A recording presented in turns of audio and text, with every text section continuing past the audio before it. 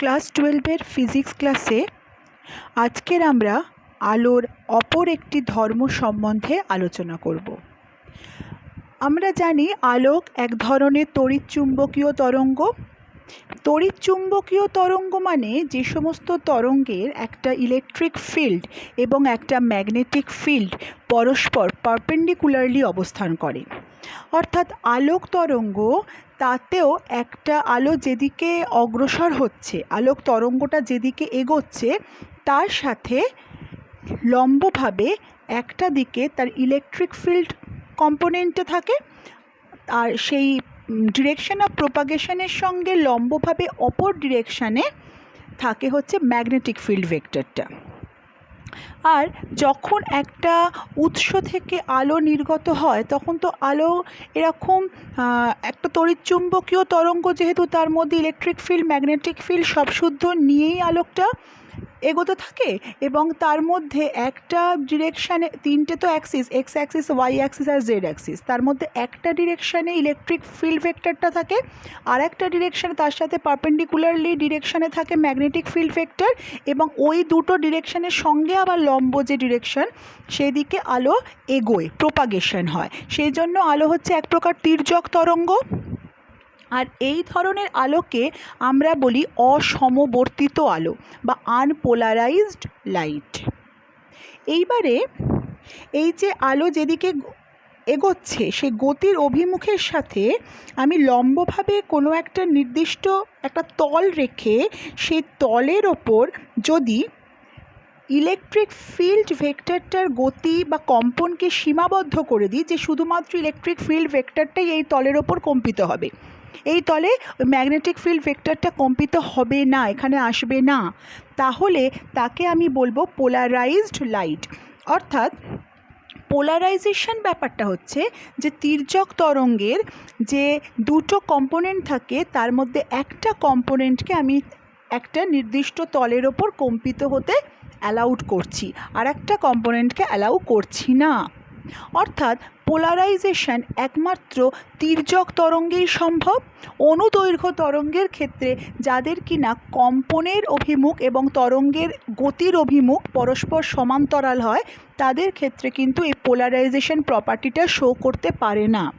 এর আগে আমরা আলোর যা যা প্রপার্টি দেখেছি, যেমন ধরা যাক প্রতিফলন, প্রতিসরণ, ইন্টারফারেন্স, ডিফ্র্যাকশন ইত্যাদি, এই যা যা আমরা দেখেছি, শব্দ আমাদের জানাশোনা তির্যক তরঙ্গের উদাহরণ যেমন আলো, সেরকম আমাদের ভীষণ কাছের এক্সাম্পল অনুদৈর্ঘ্য তরঙ্গের জন্য সেটা হচ্ছে শব্দ। তাহলে একটা তরঙ্গ সে প্রতিফলন ফেনোমেনন দেখাচ্ছে, সে প্রতিসরণ করাচ্ছে, ব্যতিচার করাচ্ছে, তার মানে এটা প্রুভ হয় না যে সে অনুদৈর্ঘ্য না তির্যক তরঙ্গ।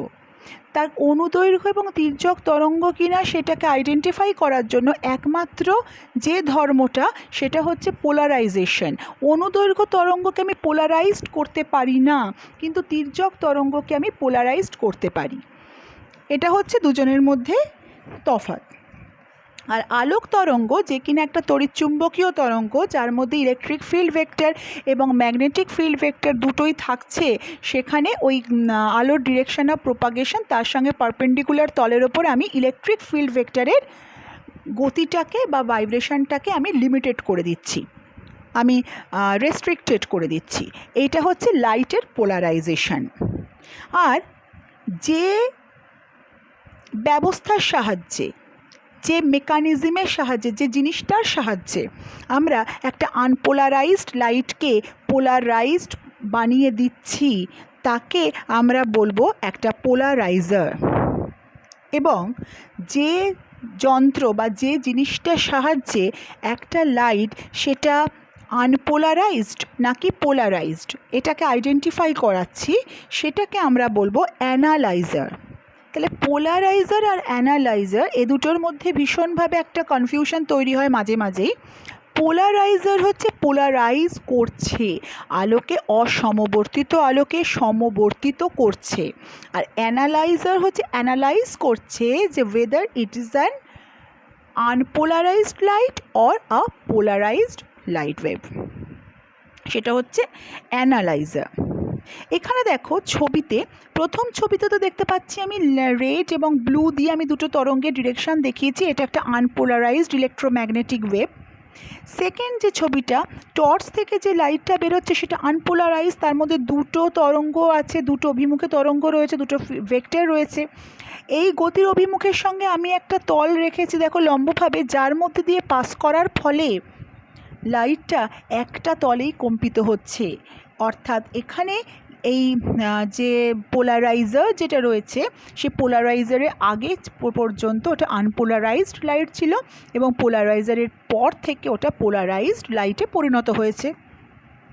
আর এখানে যে আমি পোলারাইজার ইউজ করেছি থার্ড ছবিটায়, দেখো একটা আনপোলারাইজড লাইট গিয়ে একটা পার্টিকুলার ওই ভার্টিক্যাল যে একটা পোলারাইজার ভার্টিক্যালি প্লেস করেছি, তার ফলে শুধুমাত্র ওই তরঙ্গটাই ওখানে যেতে পেরেছে, কিন্তু তার সাথে তার ওই যে পোলারাইজড লাইট, তার সামনে আর একটা পোলারাইজার আমি যদি আড়াআড়িভাবে রাখি বা সেটাকে যদি আমি হরাইজন্টালি রাখি, সে কিন্তু আর ওই তলে, তার তলে কম্পিত হওয়ার জন্য কোনো ওই পোলারাইজড লাইটটার মধ্যে থেকে কোনো উপাংশ খুঁজে পাবে না। তাই জন্য সে তার পরবর্তী অংশে কোনো আলোকে সে অ্যালাউ করবে না। অর্থাৎ এই ভার্টিক্যালি প্লেসড পোলারাইজার এবং হরাইজন্টালি প্লেসড পোলারাইজারের মধ্যে শুধুমাত্র ভার্টিক্যাল ডিরেকশানে কম্পিত তরঙ্গকে পাচ্ছি, কিন্তু আড়াআড়িভাবে রাখা যে পোলারাইজার রয়েছে তার পেছন দিকে আমি কোনো রকমের আলো পাচ্ছি না, সেখানে আলোকে পুরোপুরি গার্ড করে দিচ্ছি। এটা হচ্ছে পোলারাইজারের কাজ। এইবারে আসছে কতগুলো টার্ম আমাদের জানতে হবে। প্রথমে প্লেন অফ ভাইব্রেশন কাকে বলে? একটা পোলারাইজড লাইটের ভাইব্রেশন যে তলে থাকে, ওই যে আমরা পোলারাইজড লাইটটাকে, তার তো ইলেকট্রিক ফিল্ড ভেক্টরটাকে, তার কম্পনটাকে সীমাবদ্ধ করছে একটা পার্টিকুলার তলে, সেই তলটাকে বলা হচ্ছে প্লেন অফ ভাইব্রেশন বা কম্পন তল। আর সেই কম্পন তলের সাথে লম্বভাবে অবস্থিত যে তলের ওপর ওই আলোক রশ্মিটি বর্তমান থাকে, সেই তলটাকে প্লেন অফ পোলারাইজেশন বা সমবর্তন তল বলা হয়। এই ছবিতে দেখো, এই ছবিতে প্লেন অফ ভাইব্রেশন এবং প্লেন অফ পোলারাইজেশনকে দেখানো আছে। ও ড্যাশ এই ডিরেকশানে প্লেন পোলারাইজড লাইট এগোচ্ছে এবং এগোনোর সময় ও ভাইব্রেট করছে এই লাইনটার সঙ্গে ভার্টিক্যালি ডিরেকশানে, অর্থাৎ আমার স্ক্রিনের ওপরে, মানে স্ক্রিনের সঙ্গে প্যারালাল ডিরেকশানে ভাইব্রেট করছে। তাই প্লেন অফ ভাইব্রেশন হচ্ছে আমার স্ক্রিনের সঙ্গে সমান্তরাল, বা স্ক্রিনের ওপর, স্ক্রিনটাই হচ্ছে আমার প্লেন অফ ভাইব্রেশন। এবং এই স্ক্রিনের সঙ্গে লম্বভাবে ইনসার্টেড একটা যদি তল কল্পনা করি, তার মানে সেই তলটার ওপরই আমার আলোক রশ্মিটা রয়েছে, সেই ভাইব্রেট করছে, কারণ আলোক তো তির্যক তরঙ্গ। তাই ওই যে তলটা দেখো, যে তলটার নাম হচ্ছে EFGH, এই তলটা হচ্ছে প্লেন অফ পোলারাইজেশন। আর ABCD যে তলটা, ওই তলটা হচ্ছে প্লেন অফ ভাইব্রেশন। আর সবসময় জানবে যে কম্পন তল এবং সমবর্তন তল, অর্থাৎ প্লেন অফ ভাইব্রেশন আর প্লেন অফ পোলারাইজেশন, এরা পরস্পর 90 ডিগ্রিতে অবস্থান করে।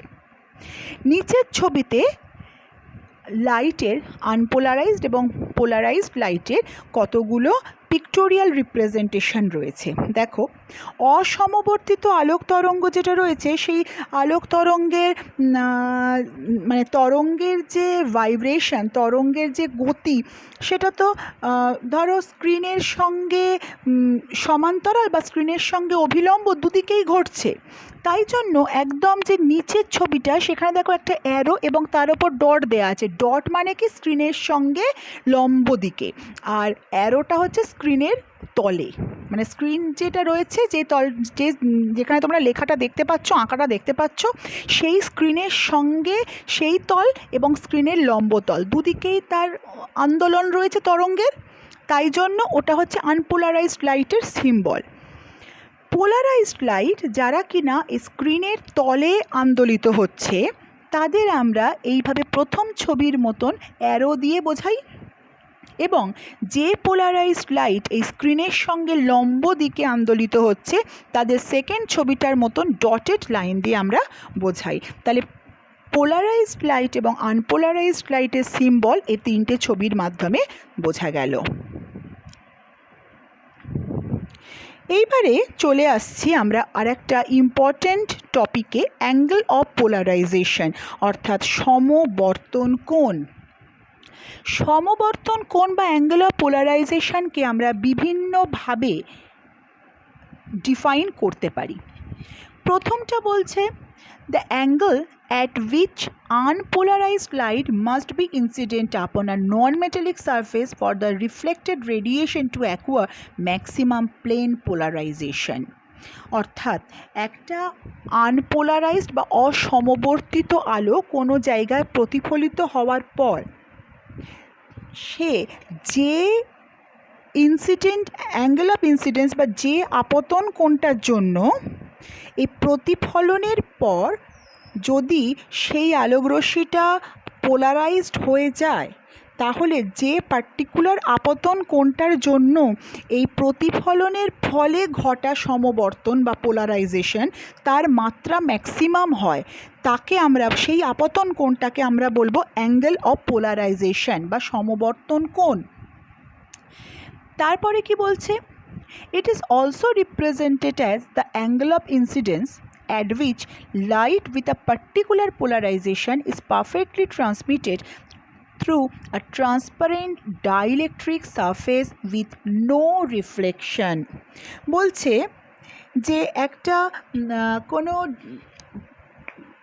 কোনো পদার্থের ওপর, একটা কোনো বস্তুর ওপর যখন ট্রান্সপারেন্ট অর্থাৎ প্রতিসরণ ঘটছে সেই সময় আপতন কোণের মান যদি আপতন কোণের যে মানের জন্য ওই তরঙ্গগুলো ওই ট্রান্সপারেন্ট মিডিয়ামে প্রতিশ্রুত হয়ে গিয়ে যখন কোনো জিনিসের মধ্যে প্রতিশ্রুত হয় তখন তো কিছু পরিমাণের রিফ্লেকশন ঘটে, কিন্তু বলছে আপতন কোণের মান যদি এই সমবর্তন কোণের সঙ্গে সমান হয় তাহলে একটা মিডিয়াম থেকে আরেকটা মিডিয়ামে যখন আলোর প্রতিসরণ ঘটবে তখন কিন্তু কোনো রকম প্রতিফলন ঘটবে না, পুরোটাই ওই সেকেন্ড মিডিয়াম দ্বারা শোষিত হয়ে যাবে, অ্যাবজর্বড হয়ে যাবে। তাহলে এই আপতন কোণটা যার জন্য কোনো প্রতিফলন হচ্ছে না, পুরোটাই ওখানে রিফ্র্যাকশনের পর শোষিত হয়ে যাচ্ছে, সেই অ্যাঙ্গেলটাও হচ্ছে আমার অ্যাঙ্গেল অফ পোলারাইজেশন বা সমবর্তন কোণের ডেফিনিশন।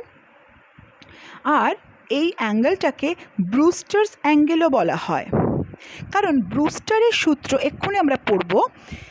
ব্রুস্টারের সূত্র অনুযায়ী the maximum polarization takes place when the angle is 90 degrees in between the reflected ray and refracted ray। ওই যে বললাম যে প্রতিসরণ হলে কিছু পরিমাণ প্রতিফলনও ঘটে, তাহলে প্রতিফলন এবং প্রতিসরণ দুটোই যেখানে ঘটছে এবং সেখানে যদি প্রতিফলিত এবং প্রতিসৃত আলোকরশ্মির মাঝের অ্যাঙ্গেলটা 90 ডিগ্রি হয় তাহলে ম্যাক্সিমাম পোলারাইজেশন পাওয়া যায়।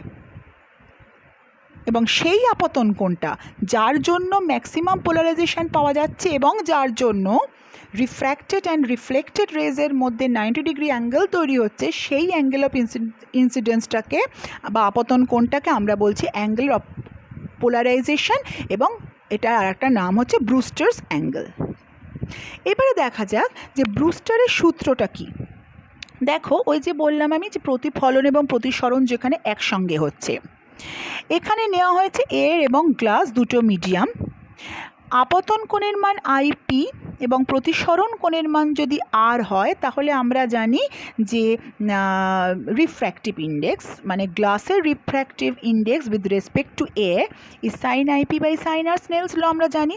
কিন্তু ব্রুস্টার সূত্র যেখানে ম্যাক্সিমাম পোলারাইজেশন হচ্ছে সেখানে তো আর হচ্ছে 90 ডিগ্রি মাইনাস আইপি, তাহলে সেই ভ্যালুটা পুট করলে আমরা কি পাচ্ছি, এন হচ্ছে sine I P divided by cos I P, মানে এন হচ্ছে ট্যান আইপি। অর্থাৎ the tangent of the angle of polarisation is numerically equal to the absolute refractive index of the refractive medium. অর্থাৎ সমবর্তন কোণের ট্যানজেন্টের মান সংখ্যাগতভাবে প্রতিসারক মাধ্যমের পরম প্রতিসরাঙ্কের সমান। পরম প্রতিসরাঙ্কের সমান কেন? কারণ গ্লাসের রিফ্র্যাক্টিভ ইন্ডেক্সটা আমরা মেজার করছি উইথ রেসপেক্ট টু এ, এবং এটাই হচ্ছে ব্রুস্টারের সূত্র। তাহলে ব্রুস্টারের সূত্র কখন অ্যাপ্লিকেবল হবে বা ব্রুস্টার্স অ্যাঙ্গেল? যখন প্রতিফলন এবং প্রতিসরণ দুটোই একসাথে হচ্ছে। এইবারে একটা ঘটনা দেখতে পাওয়া যাচ্ছে, যে ঘটনার নাম হচ্ছে ডাবল রিফ্র্যাকশন বা বাই রিফ্রিনজেন্স। দেখা যায় ক্যালসাইট প্রভৃতি, ক্যালসাইট হচ্ছে ক্যালসিয়াম কার্বনেট, দেখা যায় ক্যালসাইট বা এরকম কতগুলো ক্রিস্টাল, তার মধ্যে যদি লম্বভাবে আমি আনপোলারাইজড আলোকে আপতিত করি, তাহলে সে প্রতিসৃত হবে ক্রিস্টালটা থেকে, এবং প্রতিসৃত হয়ে দুটো আলাদা আলাদা রশ্মিতে বিভক্ত হয়ে যায়। একটা রশ্মি, দেখো ছবিটা রয়েছে একটা ক্রিস্টালের মধ্যে, আমি আনপোলারাইজড, এই ক্রিস্টালটা হচ্ছে এখানে ক্যালসাইট ক্রিস্টাল নেওয়া হয়েছে। এখানে আনপোলারাইজড লাইট এখানে আপতিত করা হয়েছে, একটা আলো ও রে হিসেবে সোজাসুজি বেরিয়ে গেছে, আর একটা আলো বেঁকে গিয়ে ই রে হিসেবে বেরিয়েছে। এই ও রে মানে হচ্ছে অর্ডিনারি রে, এবং ই রে যে বেন্ট হয়ে যাচ্ছে, একটা অ্যাঙ্গেলের রিফ্র্যাকশান ঘটছে, তার নাম হচ্ছে এক্সট্রা অর্ডিনারি রে। তাহলে অর্ডিনারি আলোকরশ্মি এবং এক্সট্রা অর্ডিনারি আলোকরশ্মি, কিসের জন্য এরা অর্ডিনারি এবং কিসের জন্য এরা এক্সট্রা অর্ডিনারি? অর্ডিনারি কারণ এরা প্রতিসরণের সময় স্নেলের সূত্র, মনে পড়ছে আমরা আলোর প্রতিসরণের জন্য স্নেলের সূত্র পড়েছিলাম, দ্বিতীয় সূত্রটাকে আমরা স্নেলের সূত্র বলি। যারা প্রতিসরণের সময় স্নেলের সূত্র মেনে চলে তাদের আমরা বলবো অর্ডিনারি আলোকরশ্মি ও রে, আর যারা স্নেলের সূত্র মেনে চলে না তাদের আমরা বলবো এক্সট্রা অর্ডিনারি আলোকরশ্মি বা ই রে। এর মধ্যে আবার দেখা যায় যে সমস্ত, আমি তো এখানে শুধুমাত্র একটা ক্যালসাইট ক্রিস্টালে দেখিয়েছি, এরকম অনেক ক্রিস্টালই আছে, যে সমস্ত ক্রিস্টালের মধ্যে এই ই রে বা এক্সট্রা অর্ডিনারি আলোকরশ্মির ভেলোসিটি ও রে বা অর্ডিনারি আলোকরশ্মির ভেলোসিটির থেকে বেশি, সেই সমস্ত ক্রিস্টালকে আমরা নেগেটিভ ক্রিস্টাল বলি। আর যাদের যে সমস্ত ক্রিস্টালের মধ্যে দিয়ে আনপোলারাইজড লাইট ফেলে ডাবল রিফ্র্যাকশান ঘটবে এবং ই রের ভেলোসিটি ও রের ভেলোসিটির থেকে কম হবে, তাদের আমরা বলি পজিটিভ ক্রিস্টাল। এটাকে আমরা রিফ্র্যাক্টিভ ইন্ডেক্স দিয়েও কিন্তু ডিফাইন করতে পারি, নেগেটিভ ক্রিস্টাল আর পজিটিভ ক্রিস্টাল। সেখানে কিন্তু সবসময় মাথায় রাখতে হবে ভেলোসিটির সাথে কিন্তু রিফ্র্যাক্টিভ ইন্ডেক্স ইনভার্সলি প্রপোর্শনাল হয়। তাহলে যেখানে ইর ভেলোসিটি ও এর ভেলোসিটির থেকে বেশি, সেখানে ইর জন্য ওই ক্রিস্টালের রিফ্র্যাক্টিভ ইন্ডেক্স কিন্তু ওর রশ্মির জন্য রিফ্র্যাক্টিভ ইন্ডেক্সের থেকে কম হবে। অর্থাৎ নেগেটিভ ক্রিস্টালে এক্সট্রা অর্ডিনারির জন্য রিফ্র্যাক্টিভ ইন্ডেক্স অর্ডিনারির জন্য রিফ্র্যাক্টিভ ইন্ডেক্সের থেকে কম হয়, এবং পজিটিভ ক্রিস্টালে তার উল্টোটা হয়। এই যে একটা ক্রিস্টালের মধ্যে আমরা আলোকরশ্মি আপতিত করছি এবং তার ফলে ক্রিস্টাল থেকে বেরোনোর সময় একটা দ্বিপ্রতিসরণ বা ডাবল রিফ্র্যাকশান ঘটে যাচ্ছে। এবারে দেখো এই কেলাসটার মধ্যে দিয়ে ও রশ্মি তো সমস্ত দিকে একই বেগে বেরিয়ে যাচ্ছে, কিন্তু ই রশ্মি এ তো বিভিন্ন দিকে বিভিন্ন বেগে যাবে। এইবারে আমি যদি আস্তে আস্তে ওই আলোক রশ্মিটাকে পুরো 360 ডিগ্রি অ্যাঙ্গেলে, যে আনপোলারাইজড যে আপতিত আলোক রশ্মি, সেটাকে যদি ঘোরাই, তাহলে দেখা যাবে যে ও রশ্মির জন্য যে প্রতিবিম্ব রয়েছে সেটা কিন্তু ফিক্সড রয়েছে, কিন্তু ই রশ্মির জন্য যেটা প্রতিবিম্ব তৈরি হচ্ছে সেটাও কিন্তু একটা পুরো বৃত্তাকার পথে 360 ডিগ্রি ঘুরে গেছে। কিন্তু এই ক্রিস্টালের মধ্যে যে পার্টিকুলার দিক বরাবর বা যে কোনো পার্টিকুলার রেখা বরাবর বা অক্ষ বরাবর আলোক রশ্মিটাকে আপতিত করলে ওই রশ্মি থেকে কোনো রকম দ্বিপ্রতিসরণের ঘটনা ঘটে না বা ডাবল রিফ্র্যাকশান ঘটে না, সেই অ্যাক্সিসটাকে, সেই রেখাটাকে বলা হয় অপটিক অ্যাক্সিস বা আলোক অক্ষ, ওই ক্রিস্টালের অপটিক অ্যাক্সিস বা আলোক অক্ষ। যে সমস্ত ক্রিস্টালে একটা মাত্র আলোক অক্ষ থাকে তাদের বলা হয় ইউনি অ্যাক্সিয়াল ক্রিস্টাল। যেরকম ক্যালসাইট। আর যে সমস্ত ক্রিস্টালে দুটো করে অপটিক অ্যাক্সিস থাকে তাদের আমরা বলি বাই অ্যাক্সিয়াল ক্রিস্টালস, যেমন কপার সালফেট ইত্যাদি। এরপরে আসছে এখানে শুধু ইনফরমেশনস, এখানে এবারে আসছে ডাইকোরিক ক্রিস্টাল এবং ডাইক্রয়েজম। যখন একটা কোনো অর্ডিনারি আলোকে কোনো ক্রিস্টালের মধ্যে দিয়ে পাস করানো হয় তখন যে লাইটটা বেরিয়ে আসছে দেখা যায় সেই লাইটটা কিন্তু পোলারাইজড হয়ে বেরিয়ে আসছে।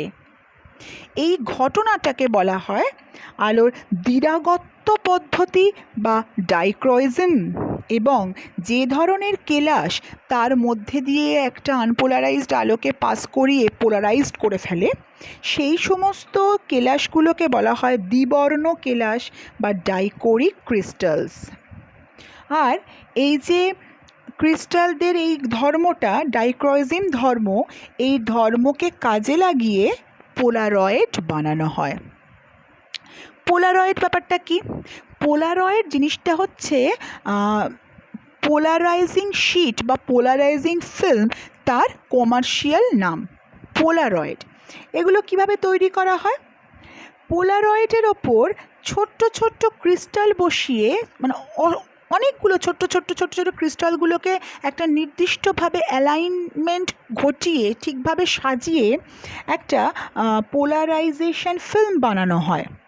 এবারে তার ওপরে যদি আনপোলারাইজড আলোকরশ্মি পড়ে তাহলে সেই আলোকরশ্মিগুলোর আলোকরশ্মিগুলোই বা সেই ডিরেকশানে যাওয়া রশ্মিগুলোই ওই পোলারয়েডে বা ওই ফিল্মটার থেকে বেরোতে পারে, যাদের কম্পন তল ওই পোলারয়েডটা সমবর্তন তল, যেটা প্লেন অফ পোলারাইজেশন, তার সাথে সমান্তরাল। আমি আবার বলছি, আমি পোলারয়েডের ওপরে অনেকগুলো ছোট ছোট ক্রিস্টাল বসিয়ে একটা সজ্জা তৈরি করলাম। এই পোলারয়েডের প্লেন অফ পোলারাইজেশন, তার সাথে প্যারালালি এসে পড়া আলোকরশ্মিগুলোই একমাত্র ওই পোলারয়েড থেকে বেরোতে পারে, বাকিরা গার্ড হয়ে যায়। তার মানে পোলারয়েড থেকে বেরোনো আলোকরশ্মিদের কম্পন একটা নির্দিষ্ট তলেই সীমাবদ্ধ থাকে, যে তলটা হচ্ছে পোলারয়েডের কম্পন তল বা পোলারয়েডের সমবর্তন তল। অর্থাৎ পোলারয়েড থেকে নির্গত আলোকরশ্মি বা পোলারয়েড পাস করে যাওয়া আলোকরশ্মিগুলো অবশ্যই পোলারাইজড হয়। তো পোলারয়েডের এই কাজ। পোলারয়েডের ব্যবহার। Polaroid films are commonly used to reduce the glare of sunlight in bright city. সোজা কথাই হচ্ছে পোলারয়েডের একটাই কাজ, যেহেতু অনেক ইন্টেন্সিটির আলো থেকে ও পার্টিকুলার একটা ডিরেকশনের আলোগুলোকেই পাস করে দেয়, তাহলে অনেক আলোকরশ্মিগুলোকেও গার্ড করে দেয়। তাই খুব ঝাঁ চকচকে আলোক থেকে বা সূর্যরশ্মির তীব্র প্রখরতা থেকে ও আলোর ইন্টেন্সিটি কমিয়ে পাস করিয়ে দেয়। এটাই হচ্ছে ওর একমাত্র উদ্দেশ্য এবং তার জন্যই ওকে বিভিন্ন জায়গায় ব্যবহার করা হয়। প্রথমত ল্যাবরেটরিতে ব্যবহার করা হয়, যে পোলারয়েডের সাহায্যে খুব কম খরচে এবং খুব সহজেই পোলারাইজড লাইট তৈরি করা যায়, তার জন্য একটা পোলারয়েডের ব্যবহার আছে। এছাড়াও কমার্শিয়াল যে পারপাস রয়েছে, যেমন সানগ্লাস, একটু দামি সানগ্লাস, একটু ভালো সানগ্লাসগুলোতে পোলারয়েড ইউজ করা হয়, ওই যে সানলাইটের তীব্রতাটাকে কমিয়ে দেয়। তারপরে গাড়ির হেডলাইট এবং জানলা স্ক্রিনে পোলারয়েড শিট লাগানো হয়। তারপরে 3D পিকচার তৈরিতে পোলারয়েড ইউজ করা হয়। আর ওল্ড অয়েল পেন্টিং, পুরনো সমস্ত তৈলচিত্রতে কালার কন্ট্রাস্ট আনার জন্য পোলারয়েডের ব্যবহার করা হয়। এইগুলো হচ্ছে পোলারয়েডের ব্যবহার।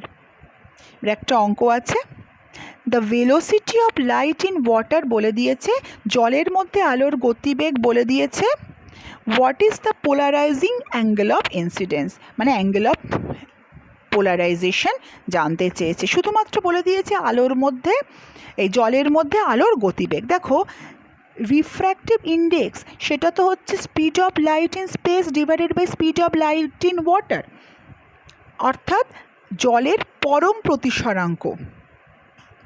তাহলে জলের পরম প্রতিসরাঙ্ক ব্রুস্টারের সূত্র অনুযায়ী সেটাই হচ্ছে tan ইনভার্স মিউ। ব্রুস্টার্স অ্যাঙ্গেল যেটা সেটাই হচ্ছে tan ইনভার্স মিউ, বা পরম প্রতিসরাঙ্ক সেটাই তো হচ্ছে tan আইপি, ওটাই তো ব্রুস্টার্স ল।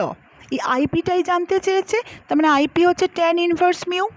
মিউ হচ্ছে শূন্য মাধ্যমে আলোর গতিবেগ ডিভাইডেড বাই জলের মধ্যে আলোর গতিবেগ। শূন্য মাধ্যমে আলোর গতিবেগ আমরা জানি 3 × 10⁸ মিটার পার সেকেন্ড, আর জলের মধ্যে বলে দিয়েছে 2.2 × 10⁸ মিটার পার সেকেন্ড। তাহলে সেটা বসালাম, রিফ্র্যাক্টিভ ইন্ডেক্স বের করেছি 1.3636, আর ট্যান ইনভার্স ওই 1.3636 করলে আসছে 53.74 ডিগ্রি। অর্থাৎ ব্রুস্টার্স ল লাগিয়ে আমরা রিফ্র্যাক্টিভ ইন্ডেক্স এবং অ্যাঙ্গেল অফ ইনসিডেন্স অর্থাৎ অ্যাঙ্গেল অফ পোলারাইজেশন এদের মধ্যে সম্পর্ক দিয়ে আমরা এটা বের করলাম। তাহলে আজকে আলোর যে ধর্মটা সম্বন্ধে আমরা জানতে পারলাম সেটা কিন্তু ইউনিকলি তির্যক তরঙ্গের ধর্ম, এবং এইটাই হচ্ছে একমাত্র ধর্ম যেটা দিয়ে অনুদৈর্ঘ্য এবং তির্যক তরঙ্গকে আমরা আলাদা করতে পারি। আজকের ক্লাস এখানেই শেষ হলো।